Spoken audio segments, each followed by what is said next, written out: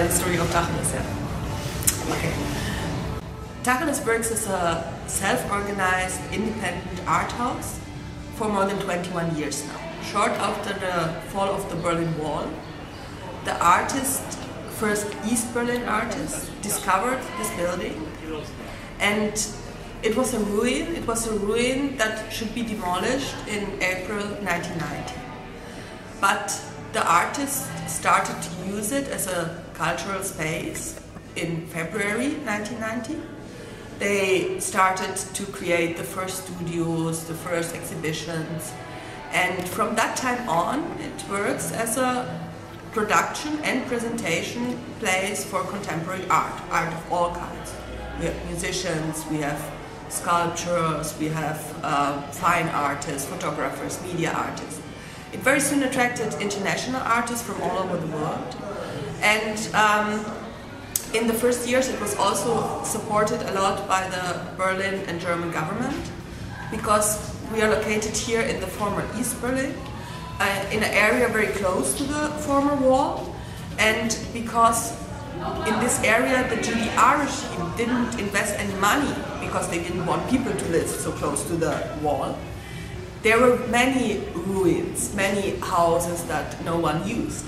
And for the government it was very important that creative people, artists came here and brought life to this area. So basically Tacheles and the artists who started to make this cultural space alive, they started also to change this area here, because they brought this very soon very famous project to this area, and after that many galleries came, many also investors came, and it changed a lot, of course, during the last 21 years.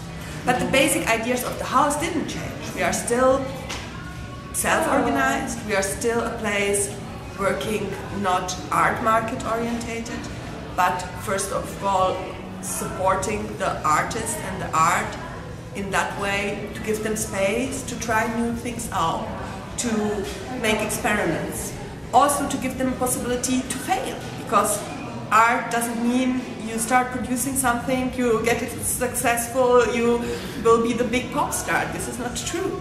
And on the other hand, also it gives the visitors the chance to see behind the scenes, to see the artists really working, to feel this atmosphere which is real. We don't pretend to be an art space, we are an art space.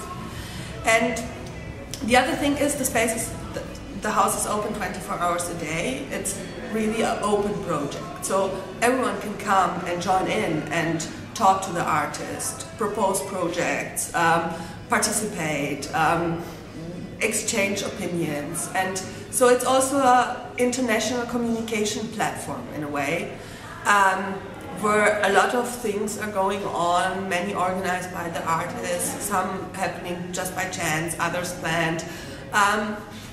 It's a place with a lot of life, I would say, a lot of creative energy. So our situation right now is like this, that the bank, which has the forced receivership over the whole property here, wants to close the house, wants to evict the house. And we live or work in this resistance for several years now. That's why we do demonstrations, like next Saturday, for example.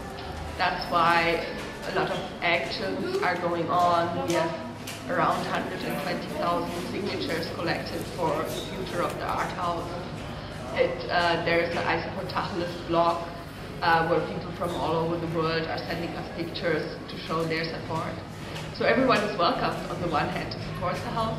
On the other hand, of course, it's also a political question, because of course we basically force the politicians to take a position here, because it's a public art house, and we want the politicians to tell the people if they want to have places like this or not, because there has to be a discussion about it.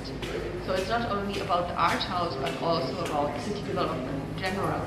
We are not only fighting for a future of this art house, but also against this way of privatization of everything, against this kind of political and economical mafia-style connections that are damaging a lot of good things in the city.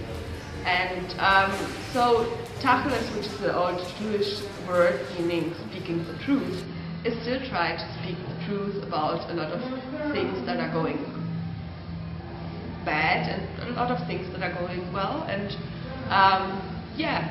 everyone's invited to participate in this.